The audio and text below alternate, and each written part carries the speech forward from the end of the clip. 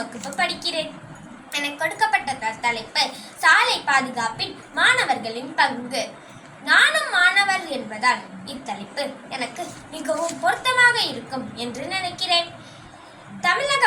தமிழகத்தில் அதிகமான சாலை விபத்துக்கள் ஏற்படுகின்றன. இந்திய தேசிய குற்றவியல்கள் அறிக்கைப்படி ஆண்டுதோறும் 65,000 பேர் சாலை விபத்துகளால் உயிரிழக்கின்றனர். இதற்கு காரணம் சாலை விதிகளை மீறுவதுதான் முக்கிய காரணம். வாரத்தில் ஒரு நாள் அனைத்து பள்ளி மாணவர்களும் காலை வழிபாட்டு கூட்டத்தில் சாலை உறுதிமொழி எடுக்க வேண்டும்.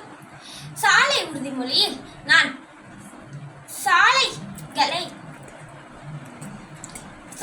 சாலை விதிகளை பின்பற்றுவேன், நான் போக்குவரத்து விதிகளை பின்பற்றுவேன், நான் பழகிய பின்னரே ஓட்டுநராவேன், நான் ஓட்டுநர் உரிமை பெற்ற பிறகே வாகனம் ஓட்டுவேன், நான் என் பெற்றோருக்கும் ஓட்டுநருக்கும் சீட் பெல்ட் மற்றும் ஹெல்மெட் அணிந்து கொள்ள வற்புறுத்துவேன்.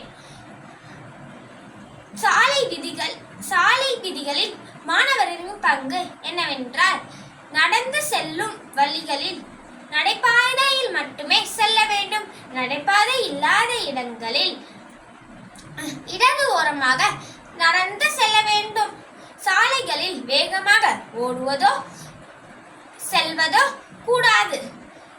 பச்சை விளக்கு எரியும் போது சாலையை கடக்க வேண்டும். திருப்பலிலோ வழிகளிலோ சாலையை கடக்க வேண்டாம். சாலைகளை ஓடி செல்வது தவறாதது. மீறி நீங்கள் ஓடி சென்றால் அது கீழே விழக்கூட வாய்ப்புகள் அதிகமாக உள்ளது. நாங்கள் சாலை விதிகளை பின்பற்றுவோம். ஹெல்மெட்